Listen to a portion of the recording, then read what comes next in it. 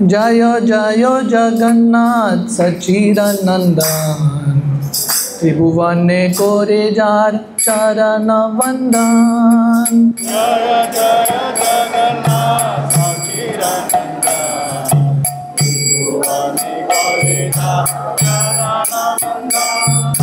जय जय जगन्नाथ सच्चिदानंदन, त्रिभुवने कोरे जार चरण वंदन। जय जय जगन्नाथ सच्चिदानंदन, त्रिभुवने कोरे जार चरण वंदन।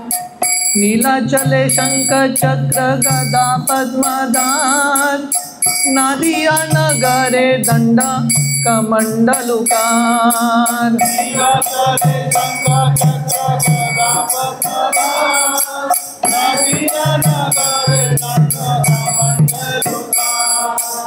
नीलाचले शंख चक्र गदा पद्मदान, नादिया नगरे दंड कमंडलुकार।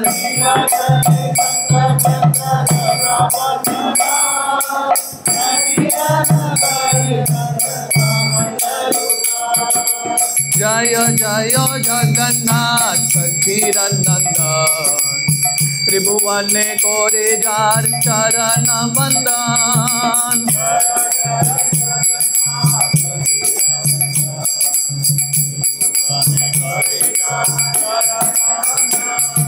जय जय जगन्नाथ सच्चिदानंदन, त्रिभुवने कोरे जार चरण वंदन।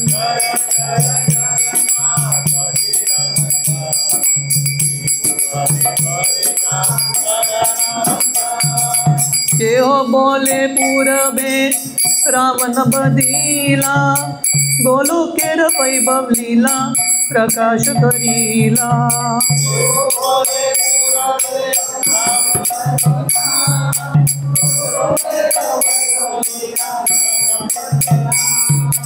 के हो बोले पूरबे रावण बदीला, गोलोकेर वैभव लीला प्रकाश करीला।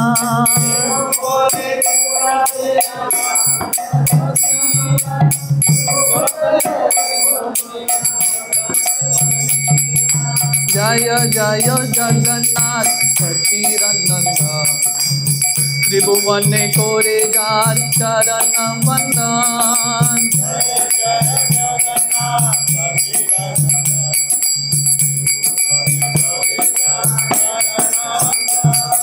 श्री राधा भावे बे गौरा अवतार, हरे कृष्ण नाम गौरा कोरिला प्रचार।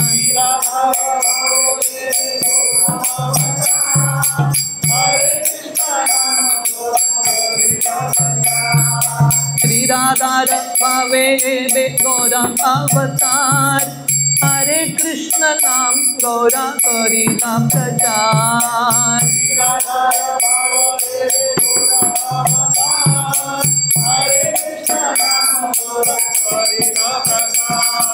जय जय जगन्नाथ सच्चिदानंदन, त्रिभुवने कोरे जार चरण वंदन।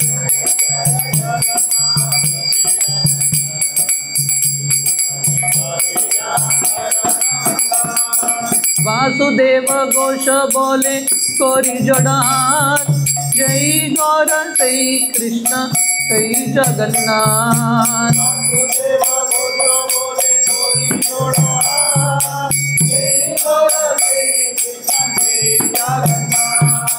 वासुदेव घोष बोले कोरी जोड़ान, जय गौर सई कृष्ण सई जगन्नाथ।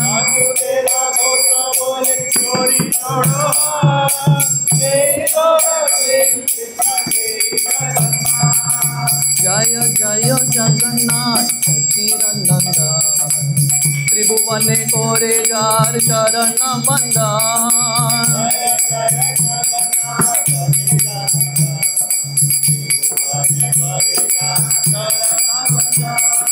नीलाचले शंख चक्र गदा पद्मदार, नदिया नगरे दंड कमंडलुकार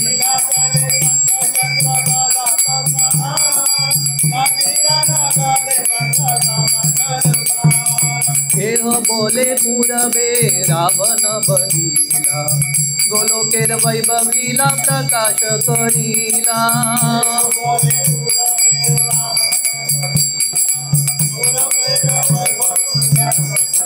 श्री राधार भावे बे गौर अवतार हरे कृष्ण नाम गौर करीला प्रचार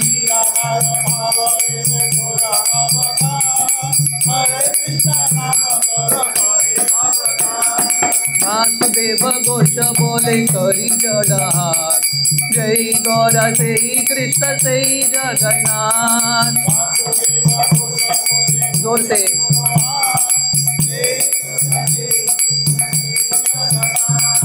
वासुदेव घोष बोले करी जड़हार जय गौर से कृष्ण से जगन्नाथ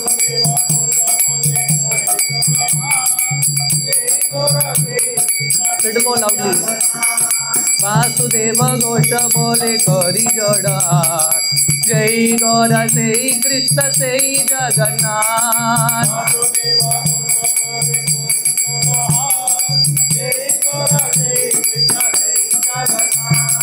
जय गौर से कृष्ण से जगन्नाथ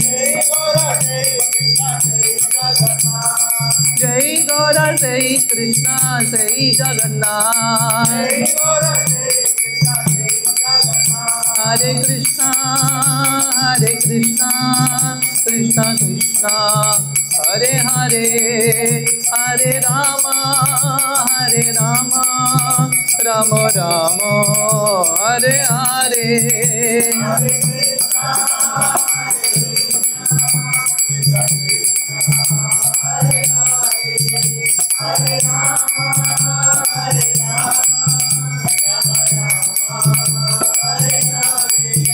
हरे कृष्णा कृष्ण कृष्णा हरे हरे हरे राम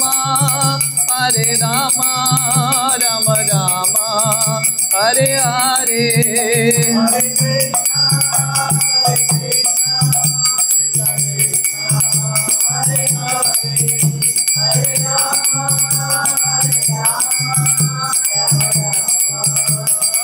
जय जगन्नाथा जगन्नाथा बलदेवा मैया सुभद्रा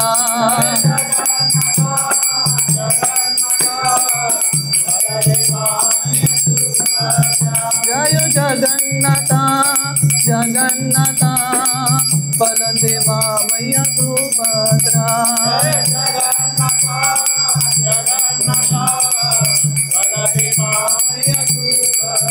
जय गौरानिताय गौरानिताय गौरानिताय जय गौरानिताय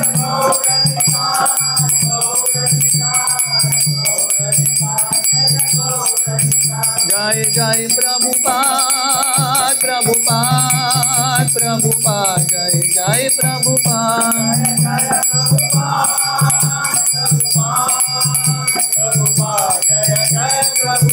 निताय गौर हरि बोल हरि बोल हरि बोल निताय गौर हरि बोल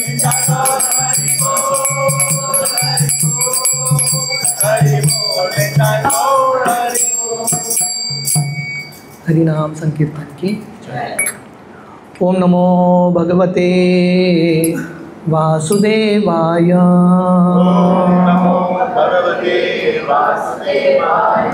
ओम नमो भगवते वासुदेवाय ओम नमो भगवते वासुदेवाय नारायणं नमस्कृत्य नरं चैव नरोत्तमं देवीं सरस्वतीं व्यासं ततो जायमुदीरये नष्टप्रायेषु अभद्रेषु नित्यं भागवत सेवया भगवती उत्तमश्लोके भक्तेर्भवति नैष्टिकी कृष्णाय वासुदेवाय देवकी नंदनाय च नंदगोपकुमाराय गोविंदाय नमो नमः। नमो पंकजनाभाय नमो पंकजमालिने नमो पंकजनेत्राय नमस्ते पंकजांग्रये। हरे कृष्णा। तो आप सबका बहुत बहुत स्वागत है हमारे वीकली सत्संग में। तो आज बहुत विशेष दिन है। आज जगन्नाथ जी का स्नान यात्रा का उत्सव है। तो वर्णन आता है जगन्नाथ जी आज के दिन बहुत साल पहले जब इंद्रद्युम्न महाराज ने जगन्नाथ जी की स्थापना की थी, आज के दिन जगन्नाथ जी का स्थापना होता है। तो एक तरह से ये जगन्नाथ जी का बर्थडे है, जन्मदिन है। तो जगन्नाथ जी भक्तों के लिए अति प्रिय विग्रह है। हालांकि भगवान जगन्नाथ जो है कृष्ण है, पर कृष्ण भगवान की तरह दिखते नहीं है, अलग ही एक रूप है। फिर भी भक्त जो हैं पूरे दुनिया भर में इस्कॉन के भक्त, ये जितने भी लोग हैं जगन्नाथ जी से इतना प्रेम करते हैं। अभी भी इतने सारे फिल्म स्टार्स हैं, हीरोज़ हैं, पर अभी भी जगन्नाथ जी ही is the most famous. Jagannath ji का जब रथ यात्रा होता है लाखों लोग वहाँ पे जम जाते हैं। सिर्फ रथ यात्रा नहीं, स्नान यात्रा के दिन भी जगन्नाथ जी का ये स्नान यात्रा देखने के लिए जगन्नाथपुरी में लाखों लोग वहाँ पे जम जाते हैं। तो संक्षिप्त में हम जगन्नाथ जी के कहानियों से हम थोड़ा बहुत श्रवण करेंगे और हम हमारी ज़िंदगी में, खासकर भक्ति के ज़िंदगी में क्या प्रेरणा ले सकते हैं वो हम समझने का प्रयास करेंगे। आज सुबह हमारा चोड़न मंदिर में जगन्नाथ जी का स्नान यात्रा हुआ था, तो वहाँ पे मैंने ये कथा का वर्णन किया था। पर जो लोग वहाँ पे आ नहीं सके, जो भक्त वहाँ पे आ नहीं सके, ये अगेन इट्स अ रिपीट। और जो भक्त वहाँ पे आके जगन्नाथ जी का दर्शन नहीं कर पाए, जगन्नाथ जी आपके लिए आए हैं यहाँ पे, है कि नहीं? जगन्नाथ जी बहुत कृपालु अवतार हैं। वसुदेव सूत प्रभु और माता जी की कृपा से जगन्नाथ जी का आप सब लोगों को यहाँ पे दर्शन हो रहा है। तो जगन्नाथ जी का कहानी इस प्रकार है। बहुत साल पहले सत्ययुग में एक राजा हुआ करते थे जिनका नाम था राजा इंद्रद्युम्न। अवंतीपुर के राजा थे। अवंतीपुर आज का उज्जैन है, मध्य प्रदेश में आता है। अवंतीपुर के राजा, पर लिटरली पूरे दुनिया के सम्राट थे इंद्रद्युम्न। तो इंद्रद्युम्न महाराज, उनके पास सब कुछ था, धन था, ऐश्वर्य था, पत्नी था, उनको मानने वाला प्रजा, सब कुछ था। फिर भी इंद्रद्युम्न महाराज खुश नहीं थे, संतुष्ट नहीं थे, क्योंकि उनके मन में एक बहुत तीव्र इच्छा था, मुझे भगवान का दर्शन करना है किसी न किसी प्रकार, ये न केन प्रकारेण, सम वे और द अदर, मुझे ये जन्म में भगवान कृष्ण को देखना है। आप में से कितने भक्तों के हृदय में ऐसा भाव है, ये जन्म में कृष्ण को देखना है?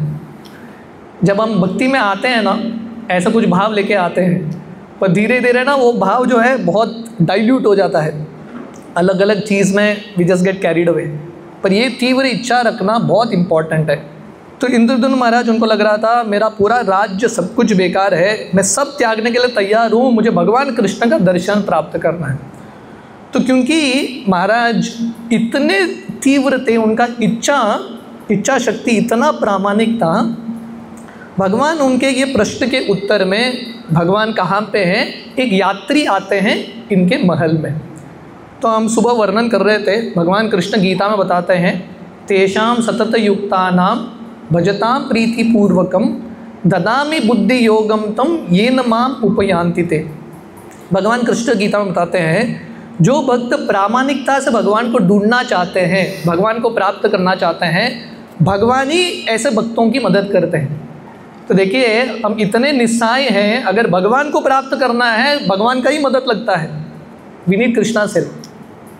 तो क्योंकि इंद्रद्युम्न महाराज इतने सिंसियर थे, इतने सीरियस थे, मुझे भगवान को प्राप्त करना है, मुझे भगवान का दर्शन करना ही है, उनके महल में एक यात्री आते हैं और ये यात्री बोलते हैं मुझे पता है भगवान कहाँ पे है।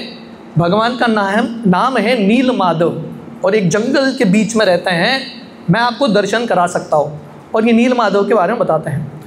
तो इंद्रद्युम्न महाराज इतने उत्सुक थे, तुरंत जाने वाले थे नील माधव का दर्शन करने के लिए। पर उसके पहले वो अपने एक मंत्री, उनका नाम था विद्यापति, विद्यापति को बोलते हैं तुम पहले जाओ, नील माधव कहाँ है पता करके आओ, बाद में मैं आपके पीछे आऊँगा। तो विद्यापति जो हैं अवंतीपुर से निकलते हैं ओडिशा देश तक और फाइनली ये एक जगह पे आते हैं, बिल्कुल जंगल के बीच में शबर कुल के लोग रहते थे, एक ट्राइबल आदिवासी ग्रुप था और इनके बीच में गुप्त रूप से नील माधव का सेवा हो रहा था, प्राइवेट सर्विस टू नील माधव। तो ये जो शबरा ग्रुप था, जात था, इनके राजा थे विश्ववासु। विश्ववासु किसी को नील माधव का दर्शन नहीं देते थे। तो विद्यापति वो दर्शन प्राप्त करने के लिए विश्ववासु की लड़की के साथ विवाह कर देते हैं, ताकि रिश्ता बन जाएगा तो विश्ववासु जो हैं दर्शन देंगे नील माधव का। तो शादी विवाह कर लेते हैं और एक दिन अपनी पत्नी को विद्यापति बोलते हैं मुझे भगवान का दर्शन करना है। तो विश्ववासु मान लेता है क्योंकि अभी विद्यापति दामाद बन गया है, पर आंखों में पट्टी बांध के नील माधव का दर्शन करने के लिए लेके जाते हैं। पर विद्यापति क्या करते हैं, मार्ग में राई का दाना डाल देते हैं, मस्टर्ड सीड। और जब विद्यापति नील माधव का दर्शन करते हैं इतने खुश हो जाते हैं, इतने खुश हो जाते हैं। तो हम सुबह वर्णन कर रहे थे, नील माधव साक्षात भगवान को देख रहे हैं, पर किसके रूप में देख रहे हैं, एक विग्रह के रूप में देख रहे हैं। तो विद्यापति जो हैं ये विश्वास करते थे ये जो भगवान, ये विग्रह है, भगवान से अभिन्न है। तो हम भी ये विग्रहों को देख रहे हैं। अगर हमारे पास वो चक्षु है, प्रेमांजन चुरित भक्ति विलोचनेन संत सदैव हृदयेषु विलोकयन्ति, जिन भक्तों के पास प्रेम का अंजन है, भक्ति का भाव है, विग्रहों में साक्षात कृष्ण को देख सकते हैं, साक्षात भगवान कृष्ण के साथ उनका आदान प्रदान हो सकता है। तो विद्यापति इतने खुश हो जाते हैं नील माधव को देख के। नील माधव जो हैं विश्ववासु के सपने में आते हैं और बोलते हैं कि अभी से मैं राजा इंद्रद्युम्न का सेवा स्वीकार करना चाहता हूँ। अब तक इतने सालों से, इतने पीढ़ियों से मैं आपका सेवा स्वीकार कर रहा हूँ, अभी मैं राजा का सेवा स्वीकार करना चाहता हूँ। तो भगवान कृष्ण किस पे कृपा करते हैं, कब करते हैं, हमको पता नहीं। हम देखते हैं ना, भगवान कृष्ण के जन्म के समय देवकी और वसुदेव ने इतना मेहनत किया, इतना उन्होंने कष्ट भुगता, इतना उन्होंने तपस्या किया कृष्ण को जन्म देने के लिए। पर भगवान कृष्ण जन्म लेते ही वसुदेव को क्या बोलते हैं, मुझे यहाँ से लेके जाओ गोकुल। तो भगवान कृष्ण का प्लान, भगवान कृष्ण का कृपा किस पे आएगा हम बोल नहीं सकते। तो भगवान जो है नील माधव विश्ववासु को बोलते हैं कि अभी मैं राजा इंद्रद्युम्न का सेवा स्वीकार करना चाहता हूँ। तो विश्ववासु इतने गुस्से में आ जाते हैं, उनको लगता है कि ये विद्यापति जब से आया है भगवान का मन चेंज हो चुका है। अब तक भगवान मेरे सेवा से खुश थे, अभी ये राजा आ गया बीच में, विद्यापति आ गया है, भगवान का माइंड चेंज हो चुका है। तो विद्यापति क्या करते हैं, विश्ववासु क्या करते हैं, विद्यापति को गिरफ्तार कर लेते हैं, अरेस्ट कर लेते हैं। तो विद्यापति कैसे तो अपने पत्नी को कन्विंस करके वहाँ से भाग के चले जाते हैं और सीधा विद्यापति अवंतीपुर पहुँचते हैं और राजा इंद्रद्युम्न को बोलते हैं मुझे पता है भगवान कहाँ पे, नील माधव चलो मेरे साथ। तो राजा सब कुछ त्याग के, अपना राज्य महल ऐश्वर्य सब त्याग के नील माधव का दर्शन करने के लिए आते हैं। सर्वधर्मान परित्यज्य माम एकम शरणम व्रज। भगवान कृष्ण गीता में बोलते हैं अगर हमको भगवान की प्राप्ति करनी है, ऐसा भाव होना चाहिए, सब कुछ सैक्रिफाइस करने के लिए तैयार। तो राजा इंद्रद्युम्न सब छोड़ देते हैं और विद्यापति के साथ बैठ के काफ़ी समय तक चल के ये जगह पे आते हैं नीलमाधव के मंदिर में जाते हैं, दरवाज़ा खोलते हैं, क्योंकि विद्यापति ने वो राय का दाना डाला था, अब तक वो पौधा में आ चुका था, पौधा के रूप में। उनको आसानी से पता चल गया मंदिर कहाँ है। मंदिर का दरवाज़ा खोला उन्होंने क्या देखा? भगवान गायब, नीलमाधव गायब, है कि नहीं? आप इमेजिन कीजिए, एक दिन आप घर के ऑल्टर में जा रहे हो और घर का ऑल्टर खोल रहे हो, भगवान ही नहीं है, तो कैसा लगेगा, है कि नहीं? तो भगवान ही गायब हो गए। तो राजा इंद्रद्युम्न सोच रहे थे, मैं इतना दुर्भाग्यशाली व्यक्ति हूँ, इतने दूर से आया हूँ पर भगवान का दर्शन नहीं। तो उस समय वो क्या करते हैं, विश्ववासु को गिरफ्तार करने के लिए जाते हैं, क्योंकि उनको लगता है कि विश्ववासु ने भगवान के विग्रह को छुपा लिया है, क्योंकि उनको पता चल गया है, विद्यापति ने देख लिया है, राजा को बताएगा, उन्होंने छुपा दिया है करके विश्ववासु को गिरफ्तार करने के लिए जाते हैं। उस समय नारद मुनि वहाँ पे पहुँचते हैं और नारद मुनि बोलते हैं ये भगवान का ही प्लान है, अभी भगवान जो हैं नीलमाधव के रूप में दर्शन नहीं देंगे, अभी भगवान और एक स्वरूप जगन्नाथ के स्वरूप में दर्शन देंगे। तो मैं सुबह वर्णन कर रहा था, ब्रह्मा जी का 100 साल का आयु होता है, ब्रह्मा जी के 50 साल के आयु तक भगवान नीलमाधव के रूप में दर्शन देते हैं, और आगे के जो 50 साल के आयु तक भगवान जो हैं जगन्नाथ जी के रूप में दर्शन देते हैं। तो नारद मुनि बोलते हैं अभी ब्रह्मा जी का आयु 50 साल हो गया है, नीलमाधव अभी दर्शन नहीं देंगे, वही नीलमाधव अभी जगन्नाथ के रूप में दर्शन देंगे। तो नारद मुनि बोलते हैं अगर आपको जगन्नाथ को दर्शन करना है तो फर्स्ट स्टेप है, पहला स्टेप, आप मंदिर का निर्माण करो, बहुत बड़ा भव्य मंदिर बनाइए, उसके बाद मेरे साथ चलिए, हम दोनों जाएंगे ब्रह्मलोक, ब्रह्मा जी को आमंत्रण देंगे और ब्रह्मा जी आके मंदिर का उद्घाटन करेंगे, जगन्नाथ जी का स्थापना करेंगे। तो इंद्रद्युम्न महाराज नारद मुनि के शब्दों पे विश्वास रखते हैं। तो देखिए ये शास्त्र का प्रिंसिपल है, सिद्धांत है। अगर हमको भगवान का दर्शन करना है तो पहले किसका दर्शन होता है? गुरु का दर्शन होता है, और गुरु के दर्शन के बाद क्या करना है? गुरु के शब्दों के अनुसार चलना पड़ता है, गुरु के आज्ञा का पालन करना पड़ता है, और उसके बाद भगवान का दर्शन होता है। हम मंडे के दिन, आज वेडनेसडे है, मंडे के दिन हम चिड़ा दही उत्सव का कथा बता रहे थे। रघुनाथ दास गोस्वामी इतना प्रयास करते हैं महाप्रभु का दर्शन प्राप्त करने के लिए, हर बार वो विफल हो जाते हैं। फाइनली जब वो नित्यानंद प्रभु के पास जाते हैं, गुरु के पास जाते हैं, गुरु का कृपा मिलता है, गुरु का आज्ञा मिलता है, नित्यानंद प्रभु रघुनाथ दास गोस्वामी को क्या आज्ञा देते हैं? सब वैष्णवों की सेवा करो, और रघुनाथ दास गोस्वामी सब वैष्णवों की सेवा करते हैं। और फाइनली क्योंकि उन्होंने गुरु के शब्दों पर विश्वास रखा, गुरु के आज्ञा का पालन किया, उनको भगवान का दर्शन, महाप्रभु का दर्शन होता है। तो वैसे ही राजा इंद्रद्युम्न अभी जगन्नाथ का दर्शन करना है, जगन्नाथ जी तो अभी दिख नहीं रहे, नारद मुनि के शब्दों पे विश्वास रखते हुए एज इट इज फॉलो करते हैं। श्रील प्रभुपाद हमेशा बताते थे, इस्कॉन में सफलता का राज, प्रभुपाद ने इतना बड़ा संस्था बनाया है, दुनिया के हर जगह पे इस्कॉन का केंद्र है। प्रभुपाद बताते थे ये इसका पूरा सीक्रेट है, मेरे जो गुरु महाराज ने बताया है, मैंने एज इट इज़ फॉलो किया, I just followed as it is. तो राजा इंद्रद्युम्न बहुत बड़ा मंदिर बनाते हैं, मंदिर बन गया, विग्रह नहीं है। नारद मुनि के साथ ब्रह्मलोक जाते हैं ब्रह्मा जी को इनविटेशन देने के लिए। तो ब्रह्मा जी बोलते हैं ठीक है मैं आ जाऊँगा मंदिर का उद्घाटन करने के लिए, जगन्नाथ का प्राण प्रतिष्ठा करने के लिए। जब राजा इंद्रद्युम्न वापस आते हैं, क्योंकि ब्रह्मलोक का समय का कैलकुलेशन और ये दुनिया का कैलकुलेशन अलग होता है, रिलेटिविटी ऑफ टाइम ना, तो जब वो वापस आते हैं बहुत सारे युग बीत गए, जनरेशन, युगास हैव पास्ट, हज़ारों साल बीत गए, और जब वो आते हैं वापस, लोगों को बोलते हैं मैं यहाँ का राजा हूँ इंद्रद्युम्न। लोग पूछते हैं कौन हो? इंद्रद्युम्न। हमारे साथ भी ऐसा कुछ होगा, है कि नहीं? कभी 10 जन्म बाद अब वापस आएंगे, हम बोलेंगे ये सेंटर मैंने शुरू किया था, ये किया वो किया, लोग बोलेंगे कौन है? ऐसा तो हमने नाम सुना ही नहीं। तो हर व्यक्ति दुनिया में इट बिकम्स हिस्ट्री ओनली।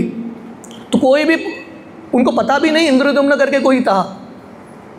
तो राजा इंद्रद्युम्न लोगों को धीरे धीरे कन्विंस करते हैं, और वो मंदिर भी रेत के अंदर जा चुका था, वो मंदिर को वापस पुनर्निर्माण करते हैं मंदिर का। और अब तक उनका जो पूरा परिवार है राजा का, सब लोग मर चुके हैं, एवरीवन हैज पास्ड अवे। तो देखिए राजा इंद्रद्युम्न जगन्नाथ जी का दर्शन प्राप्त करने के लिए या हम सबको जगन्नाथ जी का दर्शन देने के लिए उन्होंने अपना पूरा परिवार ही सैक्रिफाइस कर दिया। हम सुबह वर्णन कर रहे थे, कुछ महान कार्य करने के लिए महान सैक्रिफाइस भी लगता है। Without great sacrifice there is no great work. महान कार्य नहीं होता बिना सैक्रिफाइस के, क्योंकि किसी व्यक्ति ने सैक्रिफाइस किया है, हम उसका लाभ ले रहे हैं। शिला प्रभुपाद ने 1970s में इतना बड़ा सैक्रिफाइस किया है। प्रभुपाद ने अपना परिवार छोड़ दिया, संन्यास ले लिया। प्रभुपाद पाश्चात्य देश जाते हैं, 2-3 हार्ट अटैक्स आता है, फिर भी प्रभुपाद प्रचार कर रहे हैं। इसकी वजह से हम यहाँ पे बैठे हैं, वी आर एक्सपीरियंसिंग इट। तो राजा इंद्रद्युम्न उन्होंने अपना पूरा परिवार ही सैक्रिफाइस कर दिया। उनको बुरा तो लगता है, पर भगवान के कार्य करने के लिए you have to sacrifice something. तो राजा फिर से वो मंदिर का निर्माण करते हैं, और अभी मंदिर तो वापस बन गया, वापस आ गया, पर विग्रह ही नहीं है, डेटी नहीं है। इमेजिन करो, मंदिर बन गया, डेटी नहीं है, तो क्या करेंगे? तो राजा सोच रहे थे अभी डेटी कहाँ से आएगा। तो भगवान उनके सपने में आते हैं और बोलते हैं, यही समुद्र में, महोदधि समुद्र में एक लकड़ी तैरता हुआ आएगा आध्यात्मिक जगत से, श्वेत द्वीप से। ये लकड़ी से मेरा विग्रह बनाना। तो राजा जैसे भगवान ने आदेश दिया, समुद्र के तट पे जाते हैं। एक लकड़ी, दारू ब्रह्म लकड़ी, पर भगवान ये लकड़ी के रूप में तैरते हुए आते हैं, और राजा जाके वो लकड़ी को उठा के लाते हैं। और अभी का जो गुंडीचा मंदिर है, जहाँ पे जगन्नाथ जी, अगर आप लोग जगन्नाथपुरी गए हो, जगन्नाथ जी का मंदिर है, उसको श्री मंदिर बोलते हैं। वहाँ से जगन्नाथ जी का रथ चलता है गुंडीचा मंदिर तक, राइट। तो गुंडीचा मंदिर बेसिकली जगन्नाथ जी का जन्म स्थान है, वहाँ पे इनका कार्विंग होता है। तो वहाँ पे लेके आते हैं लकड़ी को, और बहुत सारे कारपेंटर्स को बुलाते हैं, पर जो भी कारपेंटर आते हैं उनका इंस्ट्रूमेंट ही टूट जाता है, कोई भी चिजल नहीं कर पा रहा है। फाइनली एक बूढ़ा व्यक्ति जिसका नाम था अनंत महाराणा, वो आते हैं और बोलते हैं मैं बनाऊंगा। बोलते हैं पर मेरा एक कंडीशन है, 3 हफ्ते तक मुझे कोई डिस्टर्ब नहीं करना चाहिए, मैं और बस मेरा कार्य, मैं भगवान के विग्रह को बनाऊंगा, कोई डिस्टर्ब नहीं करना चाहिए, दरवाज़ा बंद करके मैं कार्य करूंगा। बीच में अगर किसी ने डिस्टर्ब कर दिया तो मैं छोड़ के चला जाऊंगा। तो राजा बोलते हैं ठीक है, क्योंकि फाइनली एक ही व्यक्ति है जो कर पा रहे हैं। बोलते हैं ठीक है करो। राजा इतने उत्सुक थे, घर भी नहीं जाते, अपने महल भी नहीं जाते, जहाँ पे ये कार्य चल रहा था, ये कारीगर का कार्य, वहीं पे बैठे थे राजा इंद्रद्युम्न। इतने उत्सुक थे, मुझे भगवान का दर्शन होगा, भगवान का दर्शन होगा।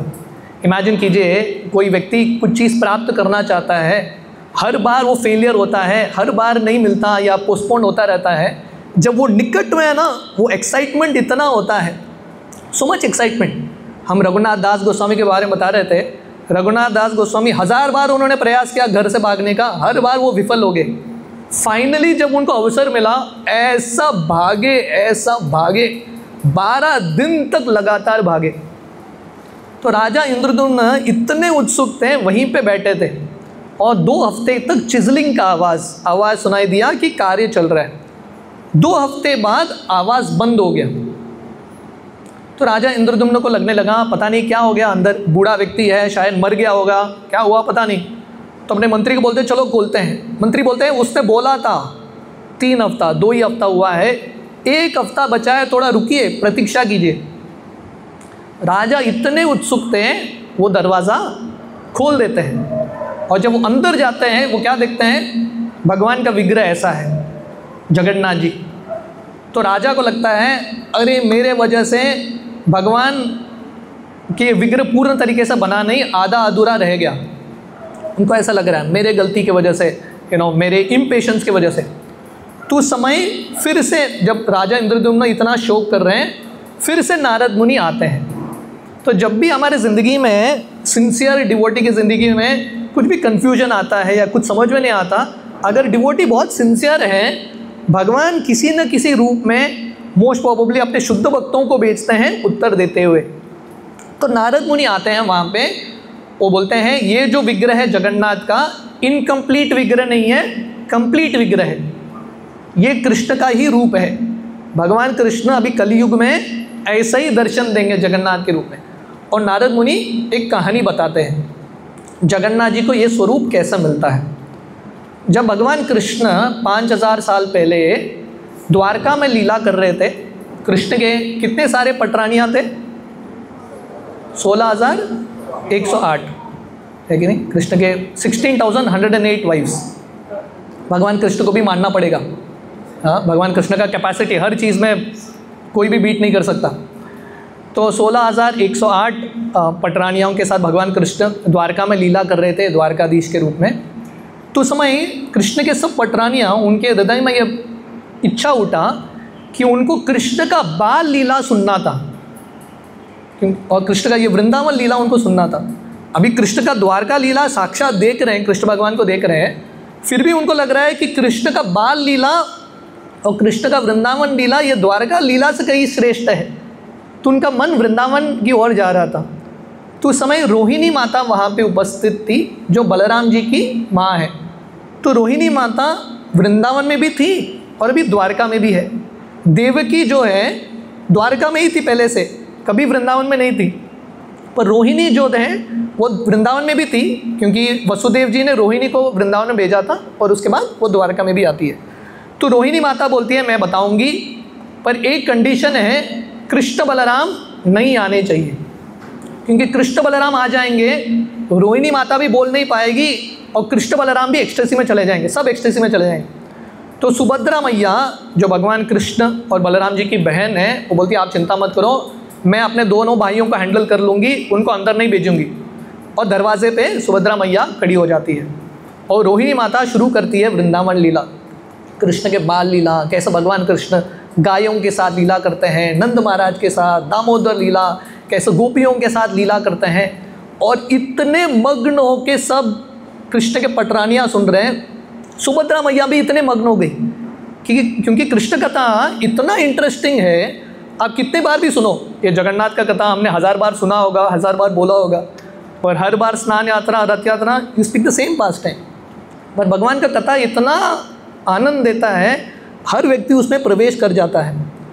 तो कृष्ण के पटरानियाँ इतने तल्लीनता से सुन रहे थे कृष्ण के वृंदावन लीला के बारे में। भगवान कृष्ण और बलराम जी कुछ इंपॉर्टेंट कार्य कर रहे थे, बिजनेस कार्य, कुछ तो इंपॉर्टेंट द्वारका का मैनेजमेंट। जब उनको समझ में आता है कि वृंदावन कथा हो रहा है द्वारका में, इन द्वारका वृंदावन कथा, वृंदावन लीलाओं के बारे में वर्णन हो रहा है, कृष्ण बलराम दौड़े दौड़े आ जाते हैं, अपने रथ पे बैठ के आ जाते हैं। तो हम सुबह वर्णन कर रहे थे, सर्वधर्मान परित्यज्य भगवान कृष्ण भी करते हैं, है कि नहीं? भक्त जो है जब भगवान कृष्ण के बारे में सुनते हैं, भक्त सब कुछ त्याग देते हैं। भगवान कृष्ण जब अपने भक्तों के बारे में सुनते हैं, कृष्ण भगवान भी सब त्याग के अपने भक्तों की महिमा को सुनना चाहते हैं। क्योंकि वृंदावन लीला में कृष्ण का भी लीला है और साथ ही साथ नंद महाराज, यशोदा माता, गोपियाँ, राधा रानी के बारे में वर्णन है। और जब भगवान कृष्ण को कहीं पे भी राधा रानी के बारे में सुनाई देता है, कृष्ण बलराम भगवान कृष्ण जो हैं बाकी सब कार्य छोड़ देते हैं। So Krishna is so attracted to Radha Rani. तो इसका अर्थ क्या है? कृष्ण का अर्थ क्या है? जो पूरे दुनिया को आकर्षित करते हैं। पर ये कृष्ण किससे आकर्षित होते हैं?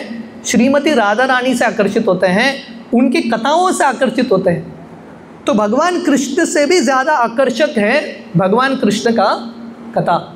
मोर attractive than Krishna is Krishna's past times, क्योंकि भगवान कृष्ण भी उन कथाओं में रुचि प्राप्त करते हैं।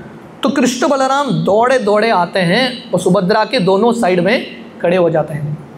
और तीनों कृष्ण, बलराम और सुभद्रा वृंदावन लीला सुनते सुनते, गोपियों का शरणागति, राधा रानी के बारे में सुनते सुनते उनको ये स्वरूप आता है, जगन्नाथ बलदेव सुभद्रा। इसको अष्ट सात्विक विकार या महाभाव स्वरूप बोलते हैं। जिस व्यक्ति को अष्ट सात्विक विकार मतलब 8 सिम्टम्स ऑफ एक्सटेसी, जब एक्सटेसी होता है ना, एक्सटेसी आप समझते हैं, ये दुनिया में जो हम आनंद अनुभव करते हैं ना, वो कुछ भी नहीं है। एक्सटेसी मतलब हाइट ऑफ हैप्पीनेस। जब व्यक्ति इतना एक्सटेसी में जाता है, ये अलग अलग सिम्टम्स होते हैं। आँख बड़े बड़े हो जाते हैं, हाथ पैर सिकुड़ जाता है, बाल कड़े होते हैं, आंखों से अश्रु निकलता है, शरीर का कंपन होता है। These are symptoms of ecstasy. तो इसको महाभाव बोलते हैं, जो श्रीमती राधा रानी को अनुभव होता था, है कि नहीं? वर्णन आता है श्रीमती राधा रानी का, जब भगवान कृष्ण चले जाते हैं, उनको भगवान कृष्ण के प्रति इतना प्रेम था, जब राधा रानी किसी तालाब में प्रवेश कर जाती थी उनके शरीर का टेम्परेचर इतना था कृष्ण के विरह में, वो तालाब का पानी भी सूख जाता था। That was the mood off ecstasy that she had. तो भगवान कृष्ण, ये दोनों रेसिप्रोकल है। जब राधा रानी कृष्ण के बारे में सुनती हैं और कृष्ण राधा रानी के बारे में सुनते हैं, दोनों ऐसे एक्सटेसी में चले जाते हैं। तो ये महाभाव स्वरूप है। महाभाव स्वरूप मतलब the highest form of ecstasy. और ये रूप जो है भगवान कृष्ण सबसे ज़्यादा कृपालु, द मोस्ट मर्सीफुल अवतार।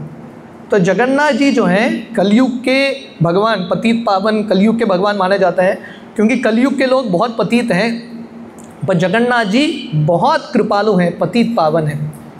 नारद मुनि जब भगवान कृष्ण यही स्वरूप दिखाते हैं, कृष्ण बलराम, जगन्नाथ बलदेव सुभद्रा, नारद मुनि वहाँ पे पहुँच जाते हैं। तो नारद मुनि इतने उत्सुक हैं, हर दर्शन को नारद मुनि पहले कैप्चर कर लेते हैं, इज सो ईगर।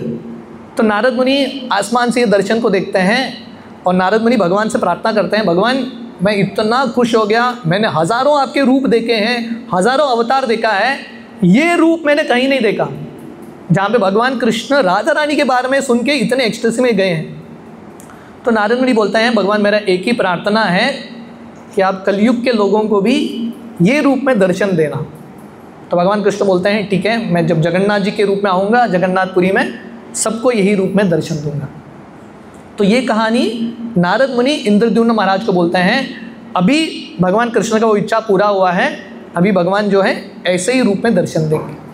तो उसी समय ब्रह्मा जी, शिव जी, सब देवता आते हैं और स्नान बेड़ी, अभी भी आप जगन्नाथ मंदिर में जाओगे जहाँ पे जगन्नाथ जी का प्रसाद बंटता है आनंद बाज़ार, वहाँ पे स्नान बेदी करके एक बेदिंग प्लेटफॉर्म है। तो वहाँ पे जगन्नाथ बलदेव सुभद्रा को लाया गया। उस समय जब ब्रह्मा जी आए और उन्होंने बहुत सारे मटकों के पानी से पूरे दुनिया में जितने भी शुद्ध जल है, पवित्र जल है, पवित्र नदियाँ हैं, उससे उन्होंने स्नान किया।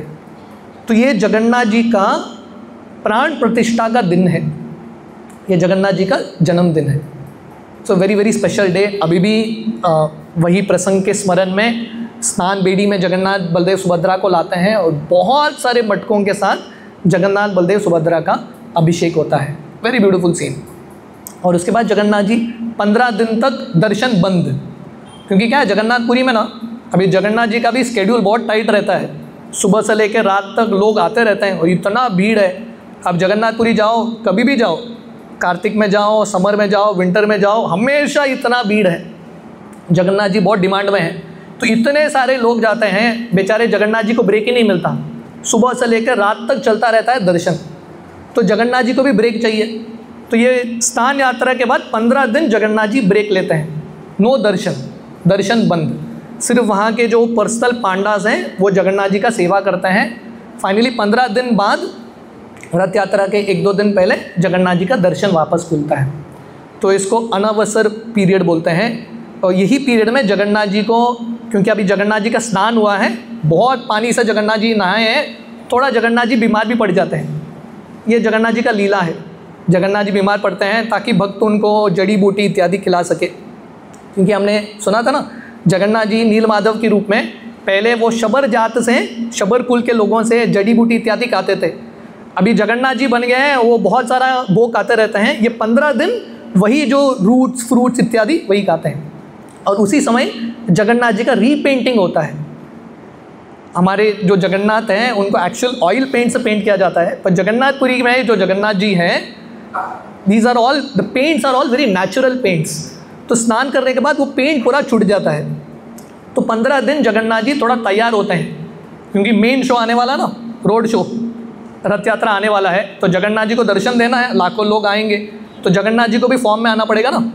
तो फॉर्म में आने के लिए थोड़ा तैयारी करते हैं जगन्नाथ जी 15 दिन, अपना मेकअप श्रृंगार इत्यादि करके फाइनली रथ यात्रा के समय पूरे राजा की तरह राजा वेश में जगन्नाथ जी बाहर आते हैं और सबको दर्शन देते हैं। सो दिस इज स्नान यात्रा महिमा। ये स्नान यात्रा की महिमा है, जगन्नाथ जी का कथा है संक्षेप में।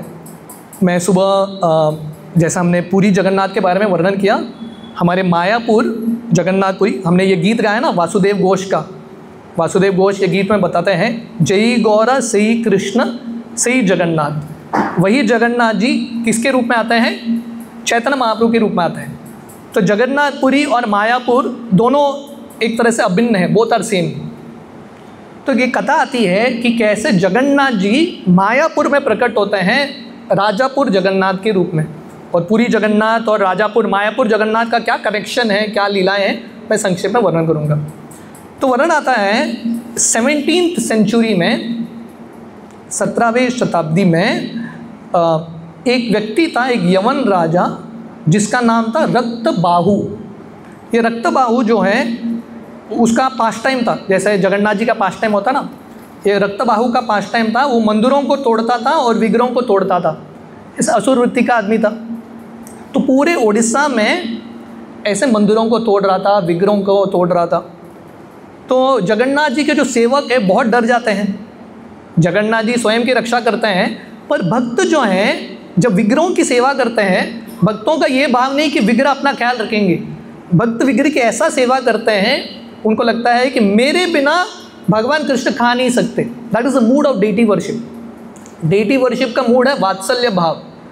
जैसे यशोदा माता, उनको लगता है कृष्ण भगवान है, फिर भी उनका भाव था मैं खिलाऊंगी नहीं तो कृष्ण भूखा रहेगा। तो यशोदा माता रोज़ प्रेम से खिलाती है।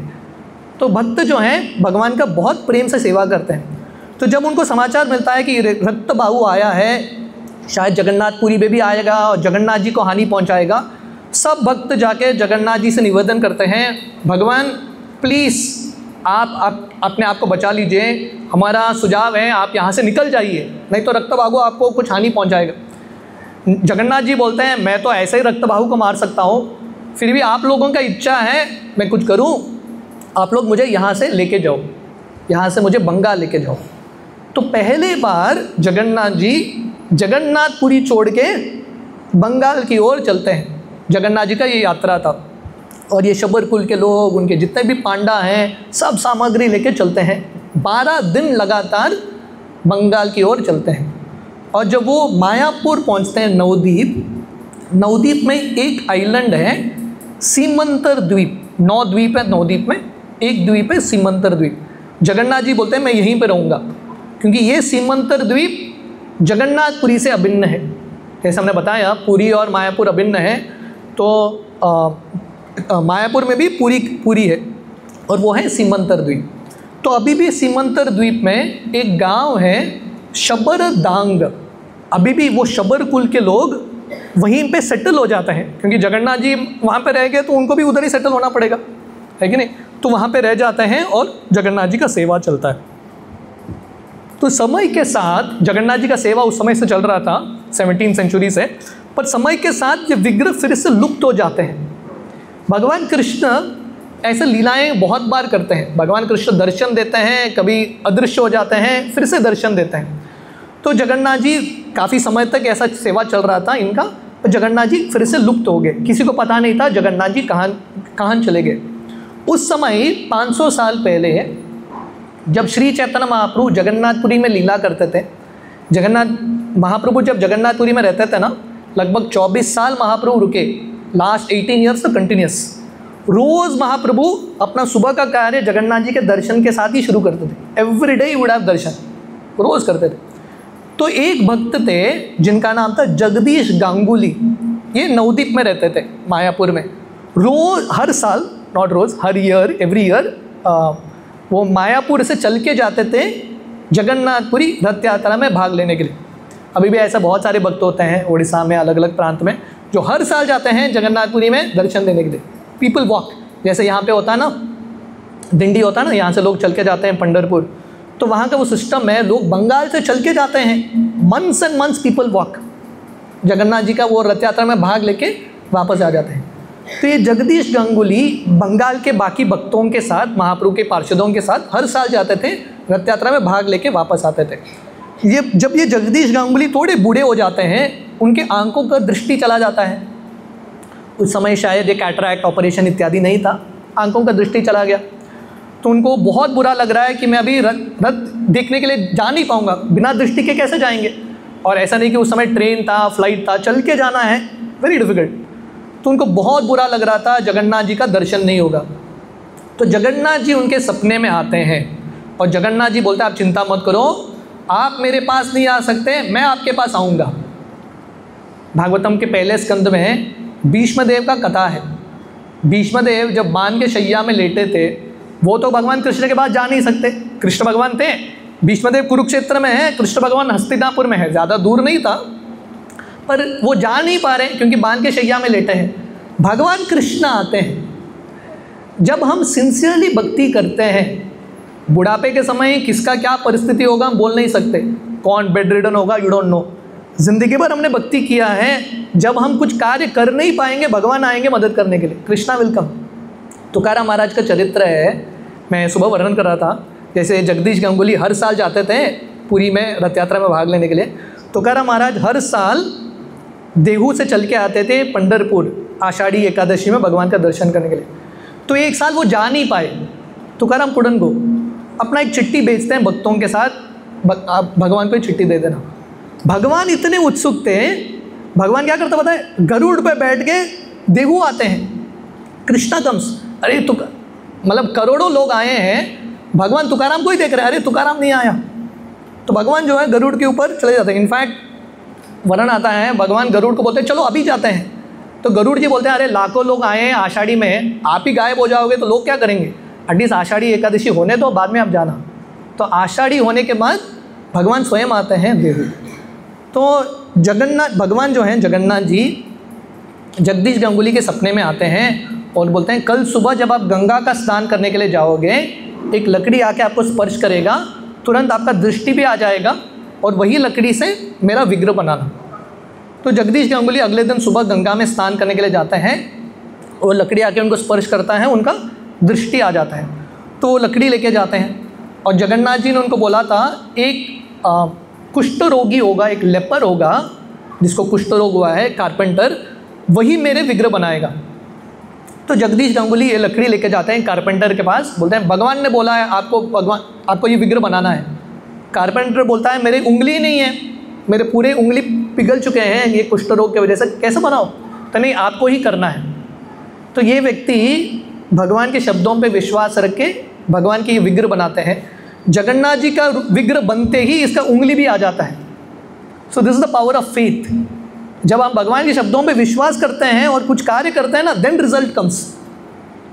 तो जगदीश गंगुली जगन्नाथ जी का दर्शन करके बहुत खुश हो जाते हैं। तो जगन्नाथ जी फिर से अभी प्रकट हो गए, उस समय लुप्त हुए थे, फिर से जगदीश गंगुली के लिए प्रकट हो गए और जगदीश गंगुली बहुत समय तक जगन्नाथ जी का सेवा करते हैं। पर जगदीश गंगुली के गुजरने के बाद उनके परिवार के लोग उतने भक्त नहीं थे, थोड़े समय तक सेवा चलता है, फिर से सेवा बंद हो जाता है और जगन्नाथ जी फिर से मिट्टी के अंदर चले जाते हैं। जगन्नाथ जी का सेवा बंद, किसी को पता भी नहीं ऐसा मंदिर है। तो बहुत साल बाद, लगभग 70-80 साल पहले, एक व्यक्ति थे जिनका नाम था जैमिनी घोष। एक नौजवान व्यक्ति था जो पास के गांव में रहता था, सीमंतर द्वीप के। तो रात के समय वो रास्ते से गुजरता है और उसको आवाज़ सुनाई देता है। वो उसको लगता है कि भूत प्रेत है और आवाज़ बोलता है कि मेरा सेवा शुरू करो, मैं तुम्हारा दोस्त हूँ, मैं बहुत समय से यहाँ पे हूँ, मुझे कोई खिला नहीं रहा है। तो जैमिनी घोष वहाँ के जो ज़मीन के जो मालिक थे पटिक चटर्जी, उनके पास जाते हैं, बोलते हैं शायद भगवान है यहाँ पे। तो दोनों खोदते हैं और जगन्नाथ जी का विग्रह प्रकट होता है। तो समय से पटिक चटर्जी जो हैं जगन्नाथ जी का सेवा कर रहे हैं मायापुर राजापुर में। तो क्या होता है, जब पटिक चटर्जी थोड़े बुज़ुर्ग हो जाते हैं और वो देखते हैं कि इस्कॉन का मंदिर आया है वही मायापुर में और इस्कॉन के भक्त बहुत उत्सुक हैं, जगन्नाथ जी से बहुत प्रेम करते हैं। तो पटिक चटर्जी इस्कॉन के भक्तों के पास आते हैं और बोलते हैं प्लीज़ आप सेवा संभालना, क्योंकि मेरा एक सीमा है, मेरे परिवार के लोग ज़्यादा कर नहीं पाएंगे, आप सेवा चलाना। तो समय से फ्रॉम द ईयर 1978 ये मायापुर में जो जगन्नाथ जी हैं उनका सेवा इस्कॉन के भक्त करते हैं।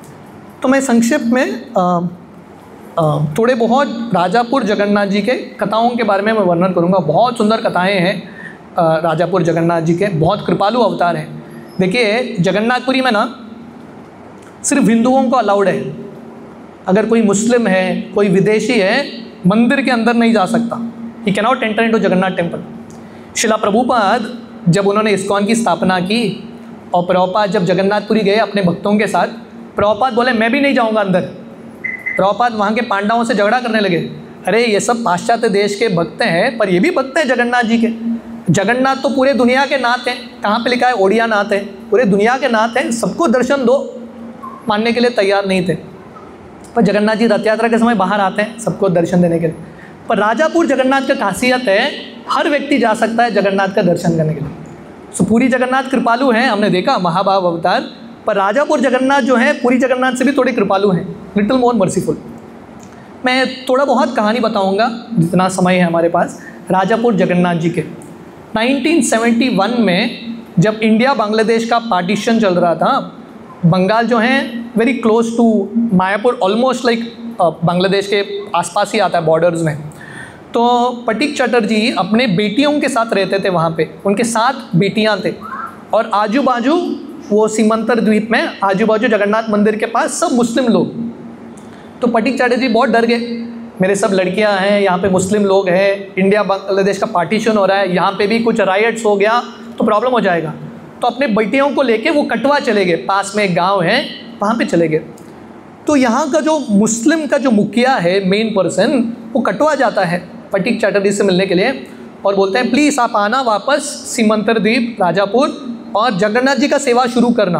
पहले तो जगन्नाथ जी का सेवा नहीं बोलते, बोलते आप वापस आना, आप आएंगे तो हम आपकी रक्षा करेंगे, आपके बेटियों को कुछ नहीं होगा। तो पटीक चटर्जी पहले सोच रहे थे ये मुस्लिम व्यक्ति आके क्यों बोल रहा है, फिर से थोड़े समय बाद आता है और बोलते हैं वो जो आपके भगवान हैं बार बार हमारे सपने में आ रहे हैं और बोल रहे हैं उसको लेके आओ। तो ये मुस्लिम व्यक्ति बोलते हैं आपको आना ही पड़ेगा, जगन्नाथ जी का सेवा शुरू करना पड़ेगा। तो पटीक चटर्जी वापस आते हैं और जगन्नाथ जी का सेवा शुरू करते हैं। तो एक बार स्नान यात्रा के दिन पटीक चटर्जी और उनकी पत्नी निर्मला देवी रोज़ हर साल जाते थे जगन्नाथ जी का स्नान यात्रा कराते थे। पर एक साल निर्मला देवी जो है इनकी पत्नी बहुत बीमार हो गई, जा ही नहीं पा रही है स्नान यात्रा में। तो इनको बहुत बुरा लग रहा है, तो इनके बिना पटीक बाबू ने स्नान यात्रा कर दिया। जब वो वापस आते हैं, उस दिन बहुत बरसात हुआ था, जब वो वापस आते हैं वो देखते हैं उनके घर के बाहर आंगन में बंगाल का जो मिट्टी है ना मायापुर का, बहुत चिकल वाला मिट्टी है, वेरी लाइक क्ले टाइप। तो उन्होंने बड़ा पैर के निशान देखे, बिग फुटप्रिंट्स, और ये पैर के निशान उनके घर के अंदर जा रहे थे और उनकी पत्नी के पीठ के ऊपर एक बहुत बड़ा पैर का निशान था। तो जगन्नाथ जी, ये माता जी जा नहीं पाई स्नान यात्रा में, जगन्नाथ जी स्वयं आए माता जी से मिलने के लिए और जगन्नाथ जी ने अपना पैर रखा, इसका बीमारी सब ठीक हो गया, शी बिकेम नॉर्मल। तो जगन्नाथ जी का इतना प्रेम है अपने भक्तों के प्रति। तो एक बार पटीक बाबू के बाद उनका जो लड़का था राम भट्टाचार्य, वो जगन्नाथ जी का सेवा कर रहा था। पर थोड़े समय बाद उसको लगा कि जगन्नाथ जी का सेवा इतना इम्पोर्टेंट नहीं है, अपने परिवार के साथ वो बेलपुकुर करके एक जगह है वहाँ पे शिफ्ट हो जाता है। जिस दिन वो जाते हैं बेलपुकुर में जगन्नाथ जी के सेवा छोड़ के, ये जो राम बाबू हैं उनकी पत्नी के मुख में फेन आने लगता है, बहुत बीमार हो गई, और राम बाबू के आँख बड़े बड़े हो जाते हैं, वो भी बहुत बीमार हो गए। और जगन्नाथ जी इनके सपने में आते हैं और इनके छाती पे बैठ जाते हैं और जगन्नाथ जी बोलते हैं वापस आओ, मेरा सेवा शुरू करो, नहीं तो मैं तुमको बहुत तंग करूँगा। तो राम बाबू वापस आते हैं और जगन्नाथ जी का सेवा शुरू करते हैं। तो वर्णन आता है एक बार वहाँ के जो गांव के पास जो ब्राह्मण्स थे, उनको लग रहा था कि जगन्नाथ जी का सेवा यहाँ पे ठीक तरह से नहीं चल रहा है। वो जगन्नाथ जी को अपने गांव लेके जा रहे थे, वहाँ से अपने गांव सेवा करने के लिए। तो खेत में से जा रहे थे और उनको नेचर्स कॉल आंसर करना था, जगन्नाथ जी को रख के जाके आते हैं। जब वो वापस आते हैं जगन्नाथ जी को उठा नहीं पा रहे, बहुत प्रयास करते हैं, 10 लोग मिलकर उठाने का प्रयास करें, उठा नहीं पा रहे। तो वापस आके पुजारी को बोलते हैं आपके जगन्नाथ जी हमारे साथ नहीं आना चाहते, आप लेके जाओ। तो ये पुजारी अकेला आता है, एक दो लोगों के साथ, एक दो पुजारी के साथ जगन्नाथ जी को आसानी से उठा के वापस लाते हैं, क्योंकि जगन्नाथ जी को राजापुर सीमंतर द्वीप छोड़ के नहीं जाना था, जगन्नाथ जी गए ही नहीं।